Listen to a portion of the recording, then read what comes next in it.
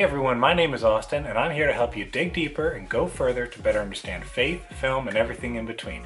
If that's exciting to you when you're new here, consider subscribing. I put out a new video every Friday. This is part 2 on a video series of why I love movies. If you missed part 1 where we talked about storytelling, I'll link it in the card up above. We're also going to talk about genres and characters in upcoming videos, so be sure to tune in for the whole series. This time we're talking about education in movies, and just as I promised before, this will be fun, so stick around. I love movies and how they can also be educational. I'm really excited to talk about this topic because it's one of the pillars of my channel, learning from movies.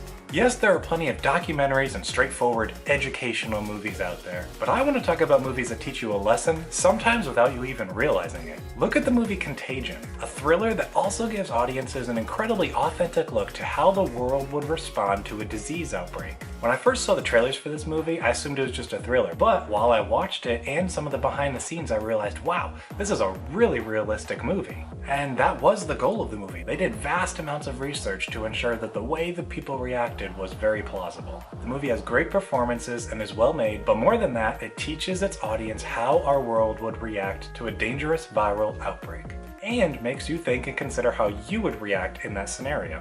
Next, we have a movie called Jurassic Park. You may have heard of it. That's right, Jurassic Park is an educational movie. Really though, think about it. Jurassic Park had groundbreaking CGI for its dinosaurs, a phenomenal score, thank you John Williams, and an exciting story. But one of the most memorable aspects of the film is its core idea of what if we used science to bring dinosaurs back. I know the science behind it all is not accurate, but it's just the idea that I want to focus on. They were so preoccupied if they could, they did not stop to think about if they should.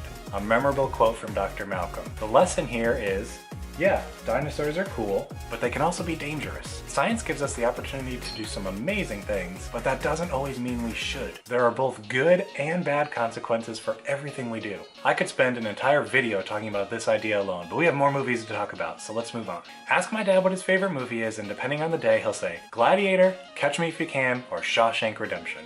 Shawshank Redemption is hailed as one of the greatest movies ever made, and with good reason. It isn't educational in the traditional sense, but really none of the movies on this list are. But it is in the way that it explores the human spirit and the effect that hope can have. Red, played by Morgan Freeman, and Andy, played by Tim Robbins, powerfully exhibit hope from opposite perspectives. Red is a lifer who has accepted the hopelessness of Shawshank Prison, while Andy, a new prisoner who was wrongfully convicted of murder, has an undiminishable spirit.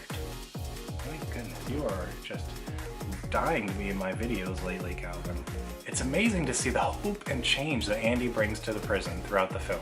If you have not seen this movie, I highly recommend it. It has a powerful story with a great lesson.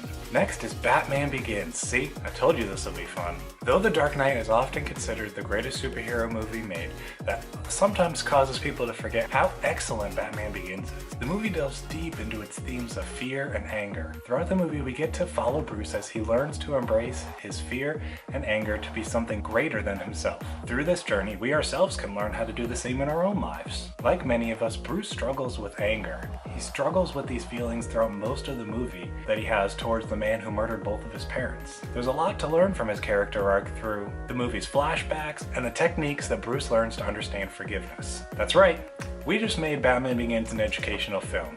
Boom.